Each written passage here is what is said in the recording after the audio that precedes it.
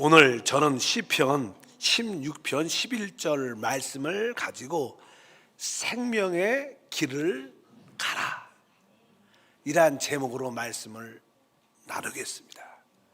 우리가 지난 시간에 우리의 신앙은 하나님을 만나고 또 그분을 더 깊이 체험하고 누리는 길을 가야 됩니다.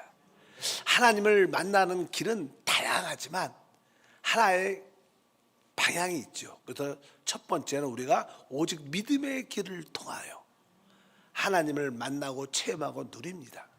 또 두 번째는 사람을 살리는 복음의 길을 가야 된다. 그리고 우리는 성령의 길을 가야 된다. 이렇게 말씀을 나누고 오늘 네 번째죠. 우리가 왜 믿음의 길, 은혜의 길을 가고 우리가 왜 복음의 길을 가고 왜 우리가 성령의 길을 가야 되는가? 그것은 다른 것이 아니라 바로 하나님의 생명을 누리기 위한 것이다. 그래서 오늘은 바로 우리가 생명의 길을 가야 된다. 이러한 내용입니다. 성경에서 보면 진짜 많이 나오는 단어 중에 하나가 생명이라는 단어입니다. 생명. 그만큼 이 생명이라는 단어가 중요한 것입니다. 하나님께서 사람을 창조할 때 우리 사람은 하나님의 형상과 모양대로 창조했습니다. 그러니까 하나님의 형상과 모양은 쉽게 말하면 하나님을 담을 수 있는 그릇으로 만들어졌다. 사람은 바로 하나님을 담는 그릇으로 만들어졌기 때문에 그 하나님을 우리 안에 담을 때 바로 우리는 하나님을 이렇게 표현하고 하나님을 나타낼 수 있습니다. 그래서 그릇이기 때문에 그릇은 무엇인가를 담아야 되는데 사실 그 담는 것이 사실 하나님이죠. 근데 하나님의 실제는 뭐예요? 생명입니다. 그러니까 사람이 창조될 때 하나님의 생명을 담는 그릇으로, 그래서 우리는 하나님의 생명을 성경에 그리스도라고 말합니다. 그리스도가 바로 하나님의 생명이고 그분을 우리 안에 담을 때 우리는 바로 하나님을 보여주고 나타낼 수 있다. 왜? 그 생명 때문에 그렇습니다. 실제로 사람은 결국 뭐예요? 하나님을 담는 그릇으로 사람은 하나님을 이렇게 표현하고 보여줄 수 있다. 보통 우리가 새의 특징이 있습니다. 새라는 생명은 대부분 이렇게 납니다. 날라. 왜? 새의 생명의 특징은 나는 겁니다. 또 우리가 이제 물고기 하면 물고기의 그 생명의 물고기의 모든 고기들의 생명의 특징은 바로 물속에서 헤엄을 치는 거예요. 자연스럽게 헤엄치죠. 뭐 새는 헤엄 못 치죠. 그렇다고 물고기는 날지 못합니다. 왜? 새의 생명의 기능은 나는 것이고 물고기의 생명의 기능은 헤엄치는 겁니다. 그런 모습을 드러낸다. 마찬가지로 이 하나님의 생명도 어떠한 표현이 있습니다. 표현. 그러니까 사람이 하나님의 생명을 가지게 되면 그 생명의 표현을 가지게 돼요. 즉 하나님을 표현할 수 있게 된다는 거예요. 그러면 어떻게 사람이 하나님을 표현할까? 우리 주님이 이 땅에 오셔서 특별히 하나님의 생명으로 표현되는 삶을 마태복음 5장, 6장, 7장을 설명을 하셨어요. 우리가 한번 말씀을 보니까 이렇게 기록되어 있습니다. 마태복음 5장 38절부터 보니까 또 눈은 눈으로 이는 이로 갚으라 하였다는 것을 너희가 들었으나 나는 너희에게 이르노니 악한 자를 대적하지 말라. 누구든지 내 오른뺨을 치거든 왼편도 돌려대며 또 너를 고발하여 속옷을 가지고자 하는 자에게 겉옷까지 가지게 하며 또 누구든지 너로 억지로 오리를 가게 하거든 그 사람과 심리를 동행하고 나는 너에게 이르노니 너희 원수를 사랑하며 너희 박해하는 자를 위하여 기도하라. 그러므로 하늘에 계신 너희 아버지의 온전하신 것 같이 너희도 온전하라. 여기서 핵심은 하나님이 온전하신 것 같이 너희도 온전하라. 그러면서 그 앞에 내용들이 쭉 기록되어 있어요. 악한 자를 대적하지 말고 너희는 눈을 눈으로 갚으라 그랬는데 그래서는 안 된다는 거예요. 악한 자를 대적하지 말고 뭐 오른뺨을 치면 왼편도 돌려대고, 여기 보니까 겉옷을 달라면 속옷을 달라면 겉옷까지 주고, 오리를 걷지 않으면 심리까지 가고, 원수를 사랑하고 핍박하는 자를 위해서 기도하라. 사실 우리는 이렇게 살 수 없어요. 이렇게 살 수 있지 않죠. 왜? 우리 사람의 생명은 이렇게 살 수가 없죠. 사람의 생명은 눈은 눈으로 갚아줘야 돼. 이는 이로 갚아줘야 돼. 그렇게 할 수밖에 없는데 우리 주님은 그렇지 않은 거야. 우리 스스로 하나님이 온전한 것처럼 너희도 온전하라. 우리의 생명으로 안 되는 거예요. 그러나 우리가 하나님의 생명을 영접하게 되면, 그 생명을 따라 살면 우리가 이렇게 살 수 있다는 거예요. 이런 의미를 설명합니다. 그러니까 그럴 때 우리, 만약에 여러분들이 그 하나님의 생명을 따라 이러한 모습을 나타낸다면 우리는 하나님을 나타내고 표현하는 것이다, 이렇게 말씀을 드릴 수 있습니다. 그래서 우리가 신앙생활의 핵심은 뭐냐? 바로 그 하나님의 생명을 우리가 받는 거지. 어떻게 우리가 하나님의 생명을 가질 수 있는가? 그것은 바로 우리가 성령으로 거듭나야 그것을 가질 수 있습니다. 우리가 알다시피 니고데모가 밤늦게 예수님께 찾아왔어요. 그리고 이스라엘의 선생이요, 선생님이라고 불러, 선생님이요. 그러니까 이 사람은 아주 지식도 있고 학문적으로 여러 가지 높은 지혜가 있었기 때문에 이제 이분이 뭔가 놀라운 선생, 하늘에서 내려온 선생이라고 느꼈기 때문에 이 사람한테 무엇인가를 좀 배우려고 예수님께 찾아온 거예요. 그래서 선생이요, 이렇게 물은 거예요. 선생, 내가 무엇인가를 좀 배우고 들으려고. 그러니까 주님이 그를 향해서 내가 진짜 하나님 나라에 대해서 알고 싶으냐? 바로 성령으로 거듭나야 할 나라를 볼 수도 있고 들어갈 수도 있다. 그러니까 이 거듭나야 되는 거예요. 우리가 거듭날 때 뭐예요? 하나님의 생명을 얻는 것입니다. 우리는 첫 번째 부모로부터 사람의 생명을 얻었어요. 부모로부터 우리는 뭐예요? 사람이라는 생명을 얻고 태어납니다. 근데 거듭나는 건 이제 주 예수를 믿음으로 말미암아 제사함 받고 하나님의 생명을 또 얻는 거예요. 바로 이것이 바로 거듭남입니다. 그래서 우리가 주 예수를 참으로 믿게 되면 바로 우리 안에 하나님의 생명이 우리 안에 들어오는 거예요. 그것을 뭐예요? 거듭난다고 우리가 표현할 수 있는 줄 믿습니다.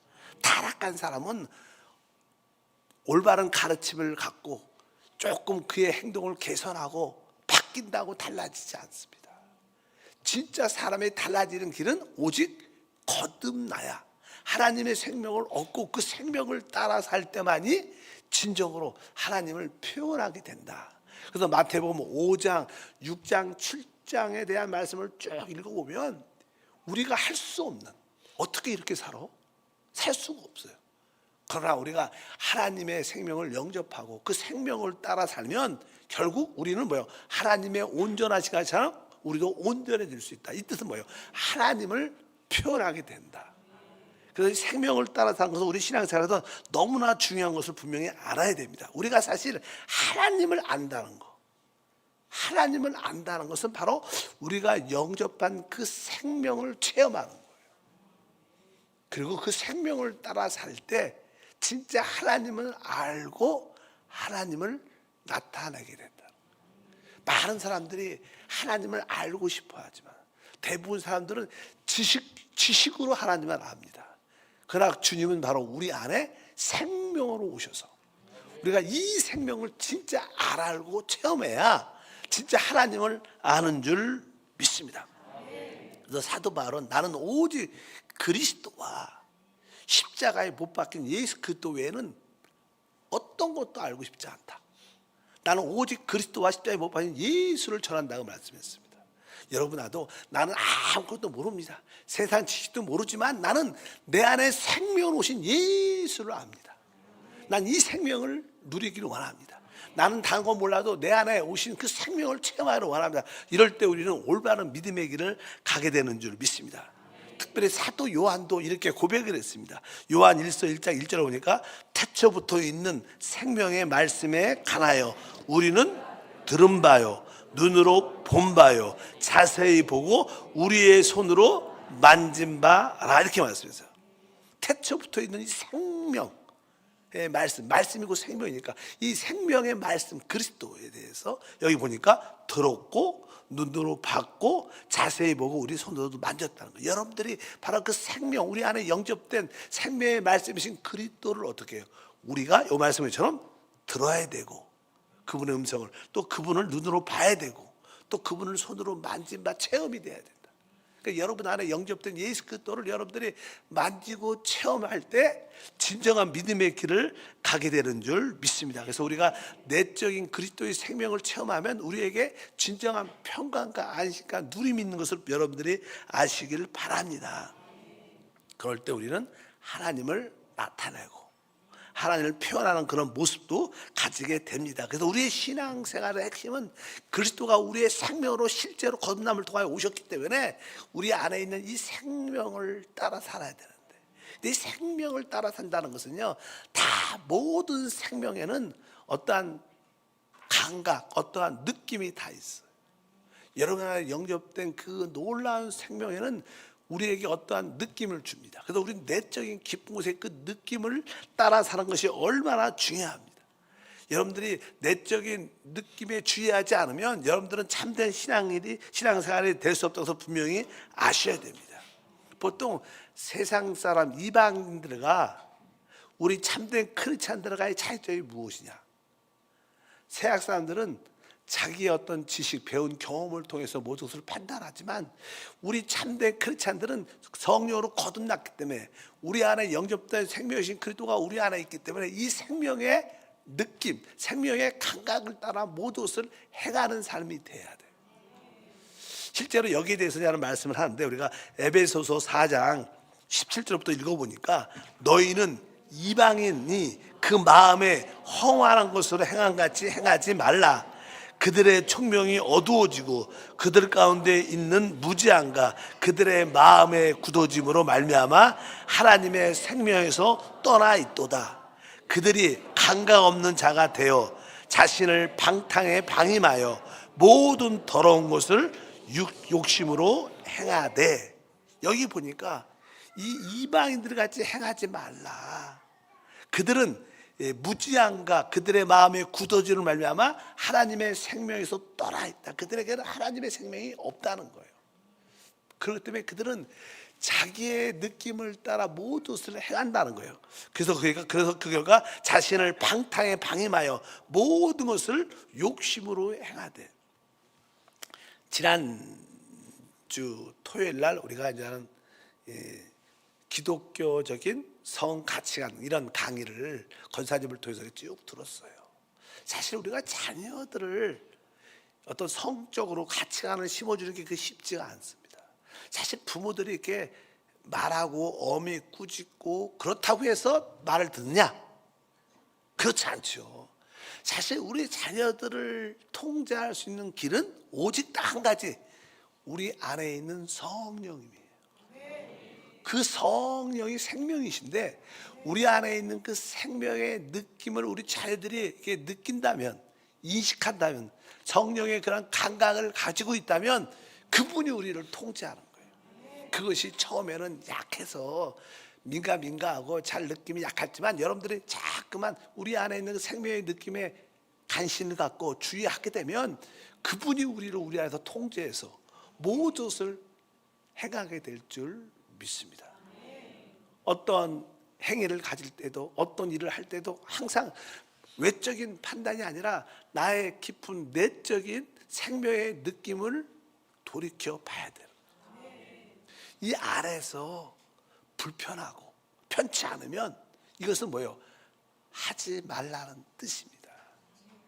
그러나 우리의 육신의 정욕과 육체의 연약함 때문에 또 이렇게 반복해서 할 수도 있지만, 그러나 이 내적인 느낌에 주의한다면 결국 시간이 지나면 그 느낌이 점점 강화돼서 결국 그런 방탕한 일, 더러운 일, 안 좋은 일들을 벗어버릴 수 있는 그런 믿음의 삶이 우리 가운데 될 것을 확실히 믿습니다. 그래서 이방인들은 내적인 생명의 감각, 느낌이 없다는 거예요.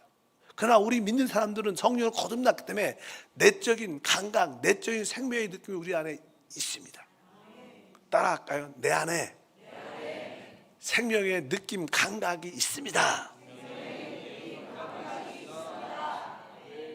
없으면 여러분들은 이방인 없으면. 그러니까 여러분들이 모든 것을 행할 때마다 이 내적인 느낌을 중요하게 생각해요. 무엇을 결정할 때도 항상 내적인 느낌께 돌아보는 여러분 성도가 되기를 분명히 알아야 됩니다. 실제로 이제 어떤 사람이 살아 있으면, 만약에 여기 어떤 집사님이 청년이 옆에 있어요. 내가 이렇게 손을 이렇게 등에다가 아니면 손을 이렇게 만져줬어. 그러면 이 사람이 아유 느낌이 있죠. 아유 목사님이 나를 만졌구나, 손을 댔구나, 알아요. 근데 죽은 시체한테 이렇게 손을 싹 대면 그 시체는 그런 느낌이 없어요. 왜? 죽었으니까. 마찬가지로 여러분 안에 그 생명의 느낌이, 영적으로 여러분들이 진짜 거듭났으면 그 생명의 느낌이 다 있어요. 생명의 감각이 내적으로 다 있습니다. 그러나 영적으로 죽었으면, 거듭나지 않으면 그런 느낌이 전혀 없습니다. 그래서 서양 사람들은 거듭나지 않았죠. 생명이 없으니까 그들이 방탕한 일을, 몸을 타락에, 정욕에 바쳐도 그런 느낌이 없어요. 그냥 쾌락, 그런 순간적인 그런 거에 취해 있지 내적으로 불편하고 어려운 느낌이 없습니다. 그러나 우리는 그렇지 않아요. 여러분 안에 그런 영적인 감각, 영적인 생명의 느낌이 있는 것을 확실히 알고 거기에 항상 그 길을 따라 걷겠다. 그럴 때 여러분들은 생명의 길을 걸어가는 것이다. 그래서 요한일서 5장 12절에 말합니다. 아들이 있는 자에게는 생명이 있고 하나님의 아들이 없는 자에게는 생명이 없느니라. 우리가 주 예수를 믿고 그분을 영접했기 때문에 우리 안에 그분이 생명으로 있기 때문에 우리 안에 분명한 생명의 느낌, 감각이 내적으로 확실히 있기 때문에 여러분들이 이제 내 안에 이 생명이 있구나. 내가 이 생명과 순간순간 교통, 그분과 사귐, 그 생명에 대한 느낌에 늘 관심이 깊이 있어야 돼. 우리가 요한일서 1장 3절에 우리가 보고 들은 바를 너희에게도 전함은 너희로 우리와 사귐이 있게 하려 함이니 우리의 사귐은 아버지와 그 아들 예수 그리스도와 더불어 누림이라. 여기 보니까 쉬운 말로 말하면 우리 안에 계신 그분과 생명의 어떤 교통, 교제, 누림을 가져야 된다. 그러니까 여러분들이 많은 영의 생각 중에서 내적인 영 안에 있는 그 생명의 느낌에 늘 교제, 내 안에 어떠한 느낌이 있는가, 주님이 어떠한 느낌을 주시는가, 거기에 대해서 집중적인 마음이 필요해요. 여러분들 기도할 때도 그냥 하나님께 응답한다는 그런 관점도 중요하겠지만 기도할 때마다 내 영 안의 생명의 느낌이 어떤가, 그것을 늘 주의하고 거기에 관심을 갖게 되면 주님의 인도와 주님의 역사를 여러분들이 많이 체험하게 되는 줄 믿습니다. 그래서 신앙생활, 생명의 길을 간다는 것은 바로 이 내적인 생명의 느낌을 따라 가는 것이다. 그럼 여러분들이 이제는 이 생명의 느낌이 이제는 여러분들이 영적으로 이렇게 성장을 하면 그 느낌이 강화되게 되어 있어요. 점점점 아주 느낌이 진하게, 강하게 우리한테 온다는 겁니다. 보통 이 생명의 느낌하고 양심의 느낌하고는 조금 비슷하지만 차이가 있어요. 우리는 다 양심이죠. 양심도 영 안에 있기 때문에 양심은 오직 선과 악적인 어떠한 구별을 줘요. 이건 틀렸다, 이건 아니다, 이렇게 그냥 그런 선악 시비적인 관점의 양심만 있지만 생명의 느낌은 거기에 기름 부음도 함께 한다고 해서 알아야 돼요. 그래서 여러분들 안에 그 생명을 따라 사는 거에 인식이 있기를 바랍니다. 그러면 우리가 이 생명을 따라 살기 위해서 영적인 성장을 가져야 되기 때문에 우리가 이 영적인 성장을 어떻게 가질 수 있는가? 기본적인 원칙은요, 우리의 신앙생활은 선악적인 문제가 아니라 생명적인 문제다. 하나님이 사람을 창조하고 특별히 동상 중앙에 생명나무와 선악을 알게 하는 나무를 두셨어요. 여기에서 의미는 다른 뜻이 아닙니다. 하나님은 선악을 알게 하는 나무는 먹지 말라, 반드시 죽는다.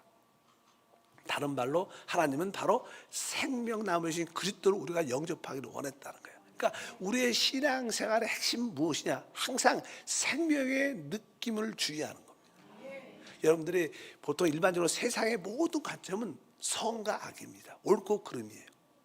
이게 맞다, 틀리다, 이게 좋은 일이다, 나쁜 일이다, 그런 관점으로 판단을 합니다. 그러나 교회, 특별히 신앙생활은 그런 관점이 아닙니다. 신앙 관점의 핵심은 뭐예요? 내 안에 있는 생명의 느낌을 가져야 돼. 아무리 이것이 선하고 좋은 일 같아도 내 영 안에 있는 생명의 느낌이 편치 않으면 해서는 안 되는 거예요. 그러니까 우리는 선악이 우리의 기준이 아니라 뭐예요? 우리의 생명의 느낌이 우리의 기준이다. 이래야지 여러분들이 영적으로 성장을 할 수 있어요. 그러니까 내가 저도 그냥 교회 생활 쭉 하면서 가장 많이 신경 쓰는 게 교회 모두 봉사를 옳고 그르면 내가 잘했다 못했다 이런 거로 따지러 온 사람은 난 별로 관심이 사실 없어요. 교회는 그런 걸 따지는 곳이 아니에요. 교회는 만약에 어떤 일이 좀 잘못돼도 그 잘못된 일 가운데 하나님을 만나면 그 잘못된 일도 잘 된 거지. 우리의 목표는 뭐야? 하나님을 만나는 거지. 일을 잘하는 게 목표가 아니라 하나님을 만나는 게 핵심이에요. 그래서 여러분들이 혹시 내가 여러분들이 실수를 하고 일이 좀 잘못됐어, 그런 가운데 여러분들이 회개하고 돌이켜서 하나님을 만났다면 그 일이 우리에게 축복이 되는 거예요. 반대로 어떤 사람은 일을 되게 성취를, 일을 잘했어. 근데 너무 잘해갖고 교만해질 수도 있죠. 그래서 하나님을 잃어버릴 수도 있어요. 일을 잘하고 못하고 관점이 아니라 나의 생명의 느낌의 기준이 돼야 된다. 그래서 여러분들이 무엇을 하더라도 먼저 나의 내적인 생명의 느낌이 어떤가, 여기에 따라 여러분들이 한 발 한 발 걸어가야 된다. 아무리 좋게 보여도 내 생명의 느낌이 편치 않으면 여러분들은 하지 말라. 여러분 내적으로 불안하고 어떠한 꺼리낌이 있다면 하지 말라. 여러분들 볼 때는 환경적으로 되게 어려워, 안 하고 싶어. 근데도 생명의 느낌에는 해야 된다는 느낌, 내가 십자가 져도 내가 해야겠다, 이런 느낌이 들면 진짜 환경적으로 어려워도 내가 그 길을 걸어가는 거예요. 그게 뭐예요? 생명의 길이고, 그럴 때 우리는 영적으로 이렇게 성장하게 돼요. 그러면 그 생명의 감각, 느낌이 더 강화돼서 하나님을 따라가고 하나님을 섬기는데 놀라운 축복과 은혜가 함께할 줄 믿습니다. 신앙생활이 처음부터 이제 시작을 하게 되면 영적으로 이제 어린아이도 있죠, 청년도 있고 또 나이가 많은 사람도, 이렇게 성경에 보면 그런 말씀들이 쭉 기록되어 있어. 한번 읽어볼까요? 우리 요한 1서 2장 13절부터 읽어보니까, 아비들아 내가 너희에게 쓰는 것은 너희가 태초부터 계신 이를 알았으며, 청년들아 내가 너희에게 쓰는 것은 너희가 악한 자를 이기었음이라. 아이들아 내가 너희에게 쓴 것은 너희가 아버지를 알았으며, 아비들아 내가 너희에게 쓴 것은 너희가 태초부터 계신 이를 알았으며, 청년들아 내가 너희에게 쓴 것은 너희가 강하고 하나님 말씀이 너희 안에 거하시며 너희가 흉악한 자를 이기었음이라. 여기 보니까 이제는 아비들이 나오고 청년들이 나오고 그 다음에 아이들이 나와. 아이들 신앙의 단계, 성장에 따라서 어떤 분들은 영적으로 아이들이고 어떤 분들은 영적으로 청년들이고 어떤 분들은 영적으로 아비들, 성숙해졌어요. 이것의 관점은 다른 것이 아니라 우리의 이 생명의 체험이 얼마나 내가 깊은가. 내 안에 계신 생명의 체험이 깊으면 깊을수록 여러분들 영적으로 성장하기 때문에 영적인 아버지의 위치, 아비들의 위치, 어떤 분들은 청년의 위치, 어떤 이들은 어리니까 아이들의 위치가 있는 거예요. 사실 영적으로 이 아이들이 아는 것은요, 내가 제사함 받았어, 이성까지만 아는 거죠. 이게 가장 기초니까. 그러니까 아이들의 신앙생활은 내가 제사함 받고 제사함으로 너무 기뻐하는, 더 이상 성장이 없는 거죠. 그러나 청년들은 여기 악한 자를 이겼다, 또 아비들은 태초부터 아버지라다. 이것은 뭐예요? 내적인 생명에 대한 기쁜 체험이 있다는 거예요. 어찌하든지 우리가 영적으로 성장해야 이 생명의 길을 우리 모두가 함께 가게 될 줄 확실히 믿습니다. 그래서 여러분들이 선악적인 관점이 아니라 오직 생명의 관점으로 모든 것을 기준으로 참겠다. 내가 옳고 그름이 아니라 외적으로 보이는 상태가 아니라 나의 내적인 생명의 느낌에 따라 내가 그 길을 갈든지 멈출든지 선택하겠다. 이렇게 여러분들이 모든 일에 한번 주의해서 하다 보면 여러분들은 하나님을 만나는 그 생명의 길을 한 발 한 발 걸어갈 수 있다. 두 번째로 우리가 영적인 성장을 가지려면 사실 이 영적 성장에서 가장 중요한 것 중에 하나는 빛입니다. 빛. 뭐 사실 이 하나님이 이 세상을 창조할 때도 첫날에 빛이 있으라 이렇게 말씀해요. 그리고 네 번째 날은 이제 하늘의 해, 달, 별들의 빛이 또 이 땅에 비치겠어요. 그러니까 이제 식물들도 자라고 뭐 고기들도 자라고 뭐냐는 조금 더 여러 가지 짐승들도 나오고 이렇게 하면서 점점점 빛이 강해지니까 이 많은 생명들의 영적인 성장이 있고 마지막 끝에는 바로 사람이 창조됐습니다. 그러니까 이 성장에 필요한 것은 왜요? 빛이 있어야 돼.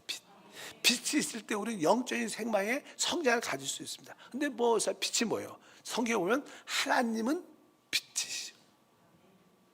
또 하나님 말씀도 뭐예요? 빛이에요. 그러니까 우리가 하나님 말씀 안에 있는 빛을 많이 듣고 말씀을 많이 듣고 하나님 말씀을 많이 읽고 그러다 보면 여러분들은 알게 모르게 그 안에서 빛이 우리 안에 비쳐 깨달아지게 돼요. 보여주고 알게 돼요. 그럴 때 여러분들은 영적인 성장을 갖게 돼요. 지금은 안 그러지만 우리 교회가 한 몇 년 전에 한 어떤 흐름이 있었어요. 그 흐름이 뭐예요? 모세오경 요약하기. 생각이 나요?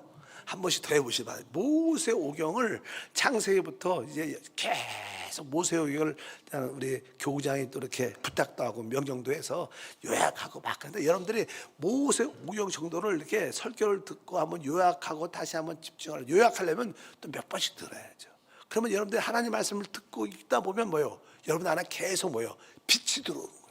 말씀 안에 빛이 있으니까. 그래서 여러분들이 영적인 눈이 열리고 분별력이 생기고 그래서 많은 사람들이 한세 교회에서 영적 성장의 기준이 어딘가 우리가 기원전 기원으로 갈리는 것처럼 모세오경을 요약한 사람과 요약하지 않은 사람의 영적인 성장이 달라져. 그래서 왜? 다른 것이 아니라 말씀 안에 뭐가 있는 거예요? 빛이 있는 거예요. 빛. 우리가 이 말씀 안에 그 빛을 받아야 우리 안에 이 생명의 성장이 있고 우리가 가는 길이 보여지기 시작합니다. 그래서 여러분들이 하나님의 그 빛을 사모해야 됩니다. 말씀의 빛을 사모해야 할 때 여러분에게 영적인 성장과 축복이 우리 가운데 충만할 줄 믿습니다. 그리고 나서 이제 우리가 영적인 성장을 가지려면 그래도 이렇게 아무리 이렇게 빛이 비쳐도요 우리 마음의 밭이 아주 좋은 땅이 돼야 돼. 우리 주님이 씨 뿌린 비유에서 그 똑같은 씨지만 어떤 씨는 길가에 돌밭에 가시떨기 밭에 좋은 땅에 근데 좋은 땅에 떨어진 것만이 30배, 60배, 100배의 열매를 맺게 됐다 이렇게 말씀해요. 그러니까 우리가 이 마음의 밭이 아무리 좋은 하나님 말씀의 빛을 받아도 마음의 밭이 좋아야 되는 거예요. 그래야 그것이 여러분에게 30배, 60배, 100배 열매가 돼서 여러분에게 영적인 열매와 결실들이 함께할 줄 믿습니다. 잠언서 4장 23절에 말합니다. 모든 지킬 만한 것 중에 더욱 내 마음을 지키라. 생명의 근원이 이에서 남이라. 바로 우리의 마음을 잘 지켜서 하나님 말씀과 생명의 느낌에 순종하고 주님께 한 발 한 발 걸어가면 여러분에게는 뭐예요? 놀란 일들이 생명의 길들이 쫙 펼쳐지면서 그 길은 뭐예요? 축복의 길이죠. 그게 승리의 길인 줄 믿습니다. 사실 주님이 우리 안에게 오셨다는 것은요 그분이 생명의 성령 보러 오신 거예요. 그래서 우리 안에는 생명의 성령의 법이 우리 안에 심겨져 있습니다. 그런데 이 법이라는 것은 하나의 식물적 생물학적으로 말하면 율이죠. 율. 이것은 뭐 하나의 법칙을 말하는 거예요. 유전자의 법칙. 그러니까 하나님이 우리 안에 법으로 오셨기 때문에 이 법대로 모든 것이 통제됩니다.